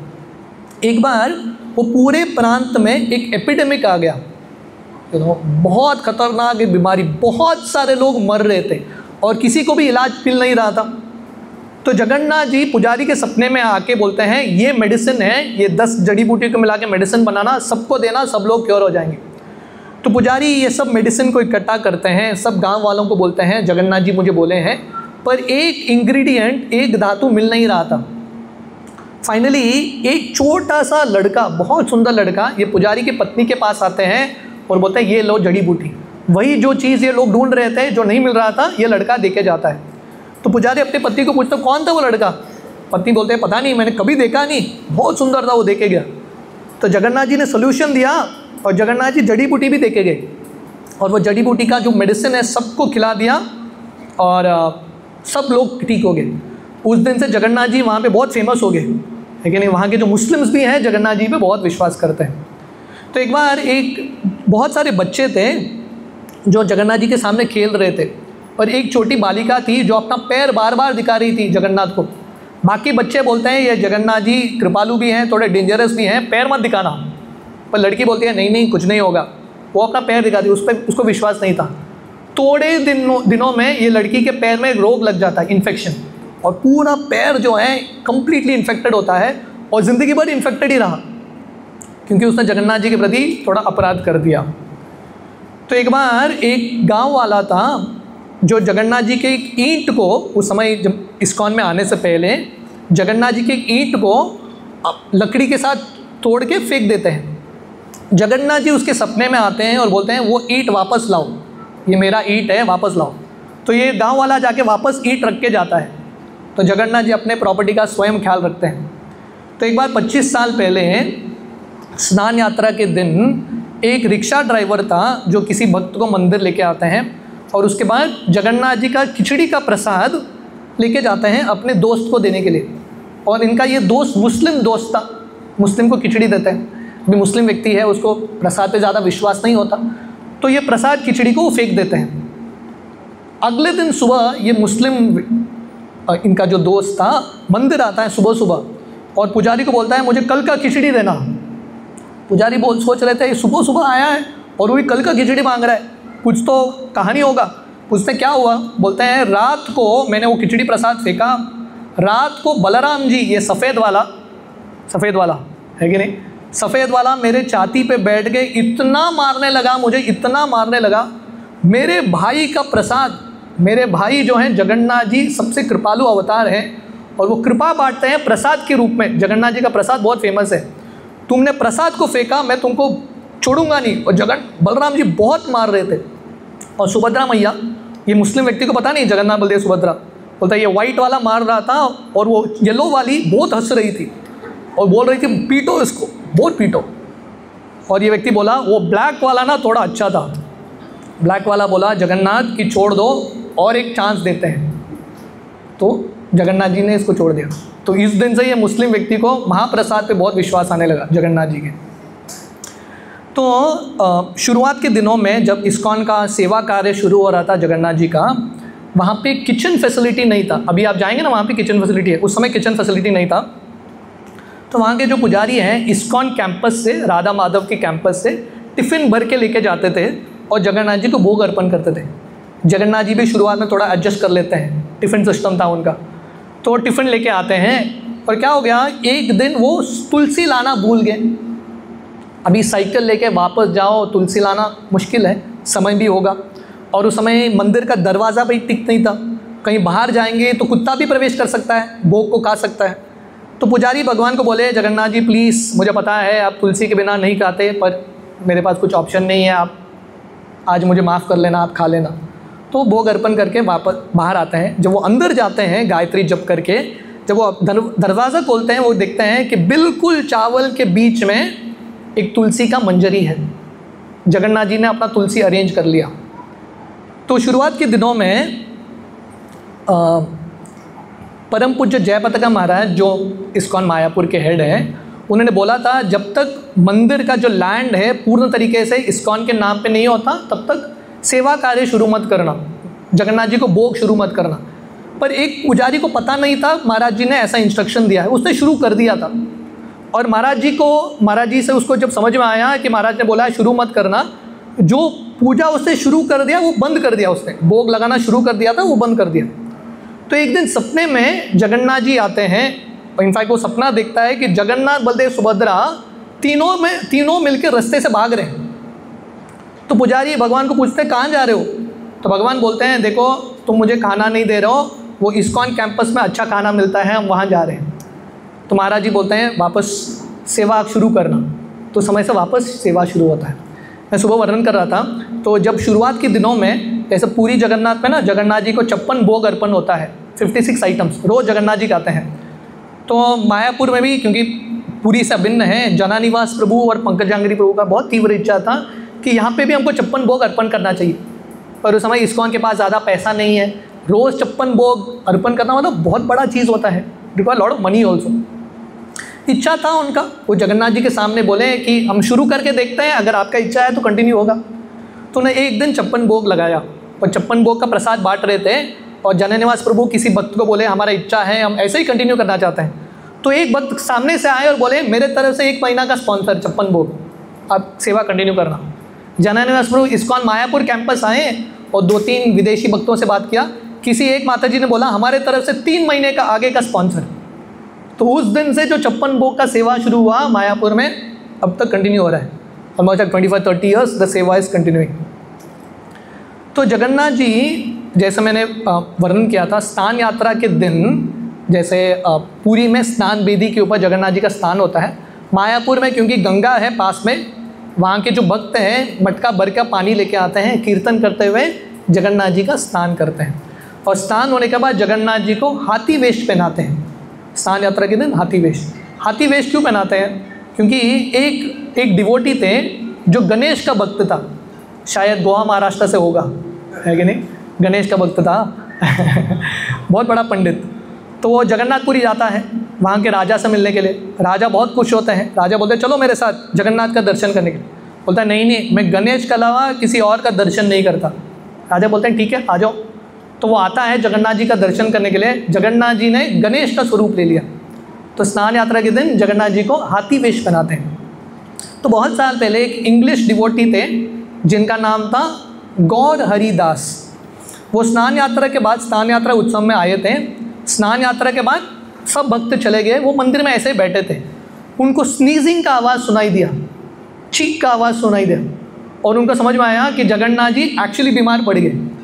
ये कहानी नहीं है, एक्चुअली जगन्नाथ जी बिकम्स सिक। तो एक भक्त थे जिनका नाम था शतधन्य प्रभु। वो गाड़ी चला के बहुत दूर से आए थे जगन्नाथ जी का दर्शन करने के लिए। जैसे होता है ना इस्कॉन मंदिर में 1 बजे से 4 बजे दोपहर के समय दर्शन बंद होता है, भगवान आराम करते हैं। तो ये भक्त जो है शतधन्य प्रभु दौड़ दौड़ के गाड़ी तीव्रता से चला के आए जगन्नाथ जी का दर्शन करने के लिए। दर्शन बंद हो गया, 1 o'clock दर्शन बंद हो गया। वो पुजारी को बहुत रिक्वेस्ट करते हैं प्लीज़ मैं बहुत दूर से आया हूँ, दर्शन दे देना, थोड़ा खोल देना। पुजारी बोलते हैं नहीं अभी सीधा 4 बजे दर्शन होगा, तब तक दर्शन नहीं। तो ये इनके पास समय नहीं था, एक फ़्लाइट पकड़ना था। तो वो कैसे तो दरवाजे, पुजारी तो चले गए, वो दरवाजे के नीचे से खिड़की के बीच से देखने का प्रयास कर रहे हैं, एक झलक भी मिल जाए तो खुश हो जाऊंगा। पर दर्शन बिल्कुल नहीं, क्योंकि अंधेरा था, अंदर लाइट बंद हो चुका था। वो वापस जा रहे थे, सडनली खिड़की का आवाज़, खुलने का आवाज़ आता है। भाग के जाते हैं, खिड़की खुला हुआ था, जगन्नाथ जी ने खोल दिया खिड़की और बिंदास फुल स्केल जगन्नाथ जी का दर्शन करके आते हैं। तो ऐसे जगन्नाथ जी की लीलाएं होते हैं। जगन्नाथ जी जो हैं बहुत कृपालु हैं। अगर हमारी कुछ तीव्र इच्छा है ना, जगन्नाथ जी डेफिनेटली पूरा करते हैं। एक मुस्लिम लड़की थी वहीं पास के गांव में, जिसकी दृष्टि चला गया था, जिसको आंख से दिखाई नहीं दे रहा था। वो परिवार के लोगों ने पूरे जितने भी डॉक्टर्स हैं सब ट्राई कर लिया कलकत्ता में, और फाइनली किसी ने बोला आप पूरे दुनिया घूम के आए हो, आपके घर के पास ही जगन्नाथ जी हैं, सबसे बड़े डॉक्टर उधर ही बैठे हैं, उनके पास भी जाओ, उनको भी ट्राई कर लो। तो ये लोग जाते हैं, ये मुस्लिम लोग। 7 दिन तक ये लड़की जगन्नाथ जी का चरणामृत पीती है। 7 दिन बाद उसका दृष्टि आ जाता है, miraculously she gets her eyes back. तो एक छोटा बच्चा था जिसका नाम था डालिम। आप लोगों को ये कहानी अच्छा लग रहा है? मैं और थोड़ा बताऊँ, 5-10 मिनट ठीक है। तो एक लड़का था जिसका नाम था डालिम। साधना सिद्धि प्रभु करके एक प्रभु जी थे, उनका एक लड़का था, छोटा बच्चा। तो मंदिर में, जगन्नाथ राजापुर मंदिर में ना कभी भीड़ होता है, कभी खाली भी हो जाता है। तो कोई पुजारी नहीं था। ये लड़का सुभद्रा का एक मणि देखता है, सुभद्रा के ऊपर मणि लगाया था। वो बच्चे को बहुत अट्रैक्शन हो जाता है।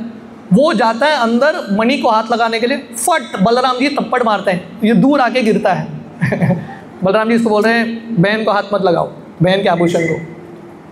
तो एक जब मंदिर का निर्माण कार्य हो रहा था, इस्कॉन के भक्त कर रहे थे, मार्बल लगा के, एक कारीगर था, एक लेबरर, जो सुपरवाइज़र को बिना देखे एक मार्बल अपने जेब में डाल के लेके जाता था। हर शाम को एक मार्बल लेके गया घर। उसको लगा मंदिर बनते बनते मेरा भी घर बन जाएगा, ताजमहल मार्बल का। तो एक एक मार्बल लेके गया। तो बलराम जी उसके सपने में आते हैं, अरे मेरे भाई का तो मार्बल लेके जा रहा है, वापस लाओ नहीं तो मैं तुम्हारे घर को तोड़ दूंगा। अगले दिन सुबह बैलगाड़ी भर के सब मार्बल लेके आते हैं और जगन्नाथ जी को दे देते हैं। तो एक कुक थे जो जगन्नाथ जी का कुकिंग करते थे, प्राण गोपाल प्रभु। उनका जो लड़का था बहुत बीमार पड़ गया, इतना बीमार पड़ गया डॉक्टर्स बोले शायद ये मर ही जाएगा, इसको घर लेके जाओ।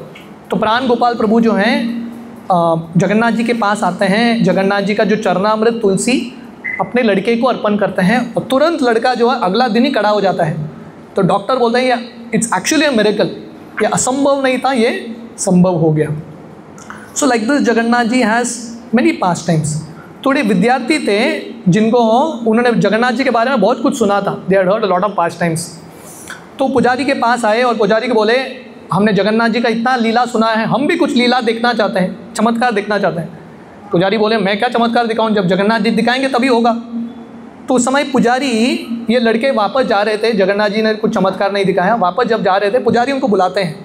तो उन्होंने पंचदीप अर्पण किया था भगवान के सामने। पूरे जगह पे थोड़ा अंधेरा था गर्भगृह में। जब उन्होंने पंचदीप रख दिया, ये पंचदीप का जो अग्नि है इतना बड़ा हो गया, पूरा जगह में प्रकाश आ गया। तो इनको चमत्कार देखना था, जगन्नाथ जी ने तुरंत एक चमत्कार दिखा दिया। विंटर के समय, ठंडी के समय, ओडन षष्ठी से ये ठंडी का वातावरण शुरू होता है। जनरली भगवान के विग्रहों को भी गर्म कपड़ा अर्पण करते हैं क्योंकि भगवान को भी ठंडी लगता है, ये भक्तों का भाव है, भक्तों का प्रेम है। तो पुजारी उस समय इस्कॉन के शुरुआत के दिनों में उतना धनराशि नहीं था, ये फैसिलिटी शुरू नहीं किया था। तो एक दिन पुजारी को सपना आता है और सपने में वो देखते हैं कि कोई दरवाजे को खटखटा रहा है। दरवाज़ा खोलते हैं, वो देखते हैं कि 3 विग्रह जगन्नाथ बलदेव सुभद्रा काँप रहे हैं ठंडी में। और जगन्नाथ बोल रहे हैं अरे तुम तो अच्छा चद्दर ओढ़ के सो गए कंबल लगा के, हमको तो कंबल भी नहीं दिया। तो उस दिन से जगन्नाथ जी को ठंडी के वातावरण में कंबल अर्पण करना शुरू करते हैं। तो एक बार एक पुजारी थे जो बहुत बीमार हो जाते हैं, वेरी वेरी सिक। तो दोपहर का सेवा करते हैं जगन्नाथ जी का, और वहाँ के जो सिक्योरिटी गार्ड हैं प्रहलाद प्रभु, उनको बोलते हैं मैं 4 बजे का सेवा नहीं कर पाऊँगा, किसी और को बोल देना। और वो सो जाते हैं। तो क्या होता है, जगन्नाथ जी उनके सपने में आते हैं और बोलते हैं अरे मेरा सेवा क्यों नहीं कर रहे हो। तो पुजारी बोलते हैं मैं बहुत बीमार हूँ, मैं सेवा कर नहीं सकता। जगन्नाथ जी बोलते हैं नहीं नहीं, तुम इतना बीमार नहीं हो, तुम अच्छा खा रहे हो, कीर्तन कर रहे हो, पूजा करने में क्या प्रॉब्लम है, आके पूजा करो। और 4 बजे उन्होंने सिक्योरिटी को बोला था उठाओ मत, फिर भी सिक्योरिटी आके इनको उठा लेता है। तो पुजारी समझ गए मैं सेवा नहीं करना चाहता, भगवान मुझसे सेवा करवा के ले रहे हैं। जाते हैं मंदिर में जगन्नाथ जी का सेवा करने के लिए। तो जगन्नाथ जी उसको बोलते हैं मैं क्यों तुमको बुला रहा हूँ बार बार, क्योंकि वो जो दूसरा पुजारी है ना वो ठीक तरह से सेवा नहीं कर रहा है, वो मेरे शरीर में पिंड डाल देता है। और जगन्नाथ जी बोलते हैं मेरा चद्दर उठा के देखना अभी भी पिंड रहेगा। तो चद्दर उठाते हैं, एक पिंड था और जगन्नाथ जी के शरीर से थोड़ा खून का बूंद निकल रहा था। तो पुजारी समझ गए कि जगन्नाथ जी का सेवा जो है, भगवान के विग्रह भगवान से भिन्न है, बहुत सावधानी से प्रेम से भगवान के विग्रहों का सेवा होना चाहिए। एक बार एक पुजारी जगन्नाथ जी का ड्रेसिंग कर रहे थे, श्रृंगार, और जगन्नाथ जी को नेकलेस अर्पण करते हैं। जैसे यहाँ पे नेकलेस अर्पण किया, जगन्नाथ जी को एक हार पहना दिया, दूसरा हार पहना दिया, तीसरा हार पहना दिया, चौथा हार पहना रहे हैं, बार बार ये हार गिर रहा है। तो पुजारी ऐसे पहनाने का प्रयास कर रहे हैं तो बार बार गिर रहा है। तो जगन्नाथ जी फाइनली बोलता है अरे समझ में नहीं आता क्या, मुझे नहीं चाहिए चौथा वाला हार, छोड़ दो, 3 बस। पुजारी छोड़ देते हैं। तो एक बार जगन्नाथ जी के मंदिर में एक गोवर्धन शिला लेके आते हैं, गोवर्धन शिला का प्राण प्रतिष्ठा करते हैं। और भगवान जगन्नाथ जी पुजारी के सपने में आके बोलते हैं ये गोवर्धन शिला बहुत ग्रीडी है, बहुत लोभी है, सब कुछ खा लेता है, मुझे कुछ मिलता ही नहीं है। तो उस दिन से गोवर्धन शिला को एक अलग प्लेट अर्पण करते हैं, जगन्नाथ जी को अलग प्लेट अर्पण करते हैं। एक पुजारी थे, क्या होता है जब भगवान के मंदिर में ना, राजापुर में भी मेन डेटीज़ होते हैं और छोटे उत्सव विग्रह होते हैं। जब भगवान को सुलाना होता है, बड़े डेटीज़ को सुला नहीं सकते, छोटे डेटीज़ को सुलाते हैं। तो पुजारी जब छोटे विग्रहों को सुला रहे थे, बेड में रेस्ट करा रहे थे, वो क्या करते थे, इनका आदत था उठाते हुए उंगली जगन्नाथ जी के आंख में लगता था। You would lift the deities but unknowingly उनका उंगली आंख में लगता था। जगन्नाथ जी बोलते मैं बोला वो उंगली से मुझे स्पर्श मत कर, वो गंदा उंगली है, हाथ मत लगा मेरे आँख पे। तो पुजारी एक दो बार उनको समझ में आता है, हाथ नहीं लगाते, पर थोड़े समय बाद वो भूल गए, फिर से वही उंगली से जगन्नाथ जी को उठा रहे हैं, आँख में लग गया जगन्नाथ जी के। जगन्नाथ जी बोले मैंने बोला था वो उंगली अच्छा नहीं है, मुझे ऐसा आँख में मत डालो। तो पुजारी उस दिन से जगन्नाथ जी का सेवा बहुत प्रेम से करने लगे। एक दूध वाला था जो जगन्नाथ जी के मंदिर में दूध अर्पण करता था, दूध देता था। तो क्या होता है, उसका दूध भगवान को देके मार्केट में भी दूध बेचता था। 40 लीटर दूध 7-8 दिन तक लगातार खराब हो गया मार्केट में, पूरा दूध, पूरा बिजनेस ही चला गया इसका। तो इसको समझ में नहीं आ रहा था क्यों हो रहा है। तो वहाँ के जो सिक्योरिटी गार्ड हैं मंदिर के, प्रहलाद पूर्ण से बात करते हैं। ये प्रहलाद पूर्ण को पूछते हैं तुम जगन्नाथ जी को दूध अर्पण करते हो, उसमें पानी डालते हो क्या? बोलता डालना ही पड़ता है, ये हमारा बिजनेस है, उसके बिना कैसे चलेगा प्रॉफिट। अगर दूध वाला बोलेगा प्योर दूध है, समझ लेना गड़बड़ी है कि नहीं। प्रभुपाद बोलते हैं बिजनेसमैन मतलब झूठ बोलना ही पड़ता है उनको। तो प्रहलाद प्रभु बोलते हैं इसलिए तेरा ऐसा हो रहा है, जगन्नाथ जी के साथ गड़बड़ मत करना। अगले दिन से जगन्नाथ जी को प्योर दूध देते हैं, उनका दूध कभी खराब नहीं होता। तो एक डिवोटी थे कुक, जो जगन्नाथ जी के लिए खाना बना रहे थे, उनको कोकोनट के साथ कुछ बनाना था। जैसे गोवा में होता ना, हर चीज़ में कोकोनट जाता है, तो उनको कोकोनट चाहिए था। कोकोनट नहीं था वहाँ पे, और कुकिंग का समय था, भोग लगाने का समय था। एक गेस्ट आते हैं बाहर से और कोकोनट दे के जाते हैं। 3 कोकोनट चाहिए था उनको, बराबर 3 कोकोनट दे के जाते हैं। तो जगन्नाथ जी ने उनका स्वयं का सेवा अरेंज कर लिया। तो ऐसे जगन्नाथ जी के बहुत सारी कहानियाँ हैं। एक कपल थे जिनके कभी बच्चे नहीं हुए, बहुत सालों तक बच्चे नहीं हुए। वो जगन्नाथ जी से प्रार्थना करते हैं भगवान हमको संतान दे दो, और जगन्नाथ जी की कृपा से उनको संतान भी हो जाता है। After many years they get a child also. So there many pass times like this. एक माता जी थी, जब जनानिवास प्रभु ये कथाओं का वर्णन कर रहे थे, जगन्नाथ जी के लीलाओं का, एक माता जी थी जो ये कथाओं के ऊपर पुस्तक लिखना चाहती थी। She wanted to type. पर क्या होता है, ये माता जी को सेवा नहीं मिलता, शी डजंट गेट सर्विस, किसी और को सेवा दे देते हैं। पर इनको बहुत बुरा लग रहा है कि मुझे सेवा नहीं मिल रहा है, किसी और को सेवा मिल गया। पर किसी कारण की वजह से जिसको सेवा दिया था वो पूरा सेवा ही रुक जाता है, जगन्नाथ जी की पुस्तक बनता ही नहीं है। और बहुत साल बाद फिर से जब प्रोजेक्ट शुरू होता है, ही माता जी को सेवा मिलता है। She only gets the service, और जगन्नाथ जी इन्हीं के माध्यम से वो सेवा करवा के लेते हैं। So like this there are many pass times of Jagannath. तो ये पूरे कथाओं का वर्णन करने का भाव यही है कि भगवान के जो विग्रह हैं भगवान से अभिन्न है। अगर हम सिंसियरली भगवान के विग्रहों का सेवा करते हैं, भगवान से प्रार्थना करते हैं, definitely Krishna is there, Jagannath ji is there to reciprocate with all of us. So we'll stop here. Before we end we will sing one bhajan and then end for today. तो ये जगन्नाथ अष्टकम है, जगन्नाथ जी के ऊपर 8 पंक्तियाँ जो श्रीपाद शंकराचार्य ने रचना की थी। और ये जो जगन्नाथ अष्टकम है, श्री चैतन्य महाप्रभु स्वयं जगन्नाथ जी के सामने कीर्तन करते थे, गाते थे। Very beautiful Jagannath Ashtakam. We will sing Jagannath Ashtakam and then stop for today. आप लोगों को did all get it in the group Jagannath Ashtakam? आप लोगों को ग्रुप में मिला है? If not we can share it again.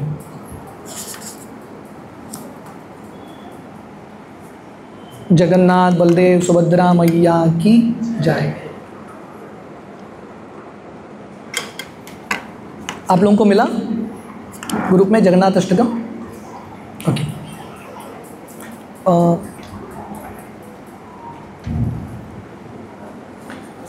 कदाचित कालिंदी तट विपिन संगीत करावो। आप में से कितने लोगों ने कभी पहले गाया है जगन्नाथ अष्टकम? थोड़ा हाथ ऊपर करना। जो पहले गाए हैं थोड़ा ज़ोर से गाना। जो पहले बार गा रहे हैं ध्यान से सुनना, देखना और गाना, ठीक है?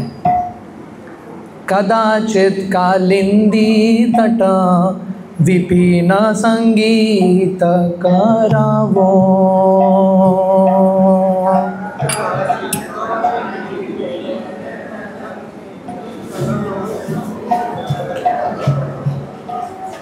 आप लोग गा पाएंगे?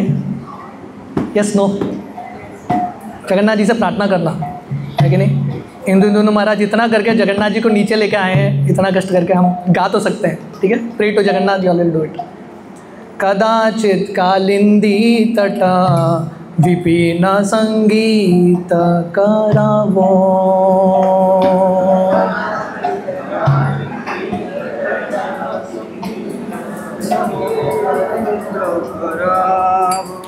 मुदा वीरी नारी वदन कमला स्वद मधुपा,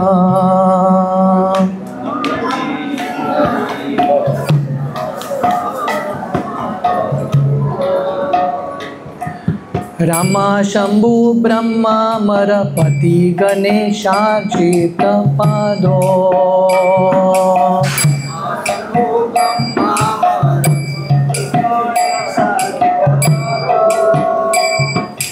जगन्नाथ स्वामी नयन पथगामी भवातु मे, जगन्नाथ स्वामी नयन पथगामी, जगन्नाथ स्वामी नयन पथगामी भवातु मे, जगन्नाथ स्वामी नयन पथगामी भवातु मे, भुजे सव्ये वेणुं शिरसि शिखि पिच्छं कथितटे,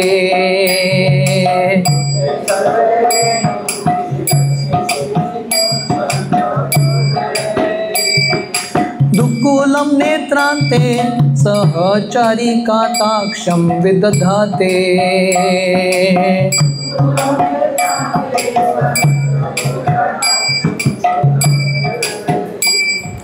सदा श्रीमद्वृन्दावन वसति लीला परिचयो,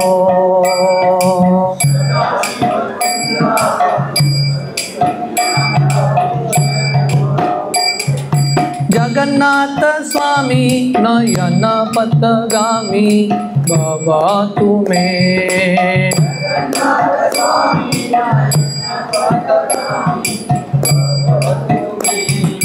महाम्बोधे स्थिरे कनकरुचिरे नीलशिखरे,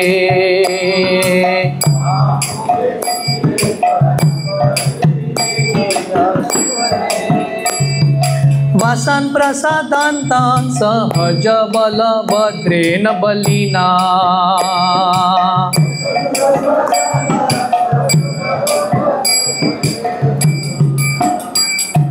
सुभद्रा मध्यस्थ सकल सुर सेवावसरदो,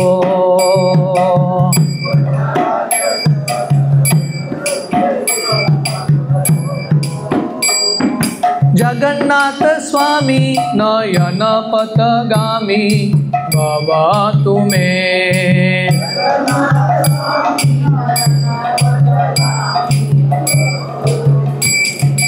कृपा पारवारा सजल जलद श्रेणी रुचिरो,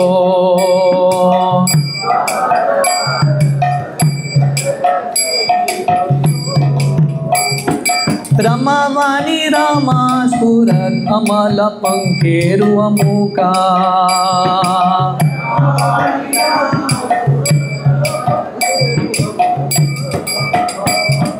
सुरेन्द्राराध्या श्रुति गणाशिका गीत चरितो,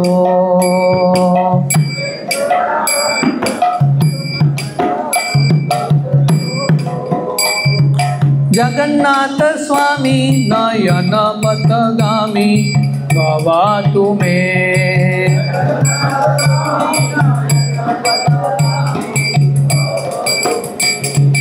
रथारूढ़ो गच्छन् पति मिलित भूदेव पतले,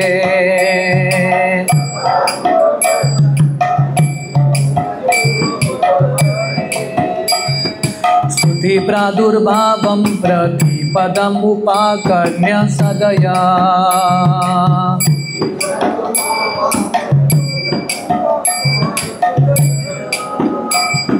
दया सिंधुर्बंधुर् सकल जगतां सिंधु सुतया,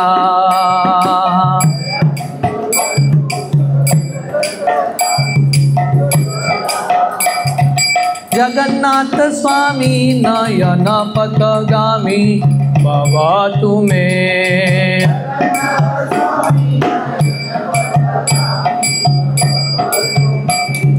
परम ब्रह्मा विदा कुवलय दलोत्फुल्ला नयनो।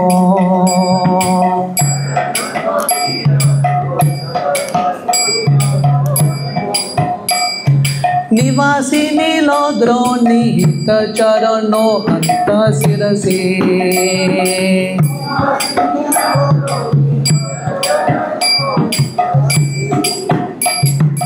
रसानंदी राधा सरस वपुर आलिंगन सुखो।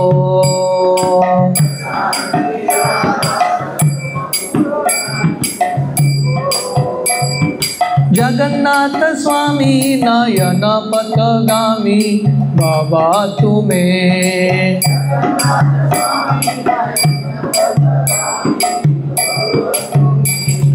न वैयाचे राजं न च कनकमाणिक्य विभवम्।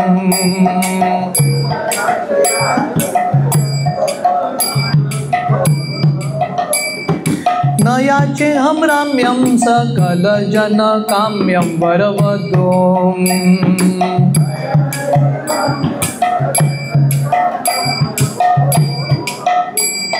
सदा काले काले रमत पतिना गीत चरितो।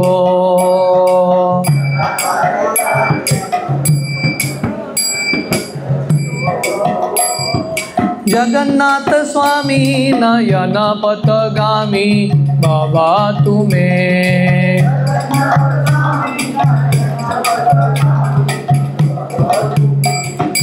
हरत्वं संसारं द्रुततरं असारं सुरपते।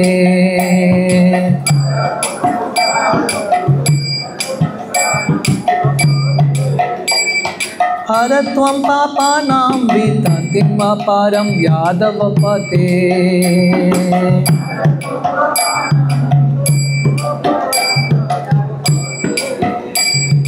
अहो दीने नाते निहित चरणो निश्चितमिदम्।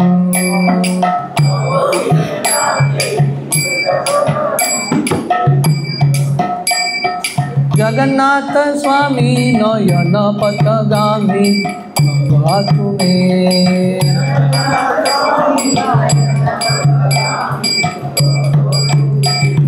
जगन्नाथ स्वामी नयन पथगामी भवतु मे।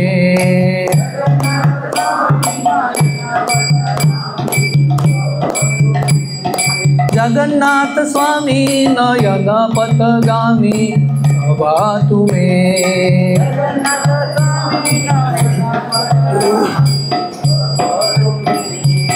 जगन्नाथाष्टकं पुण्यं यपते प्रयत शुचि। सर्वपाप विशुद्धात्मा विष्णुलोकं स गच्छति। जगन्नाथाष्टकं की जय। स्नान यात्रा महामहोत्सव की जय। शिला प्रभुपाद की जय। तो अभी हम जगन्नाथ जी का आरती करेंगे। We can all stand up for aarti. Hare Krishna.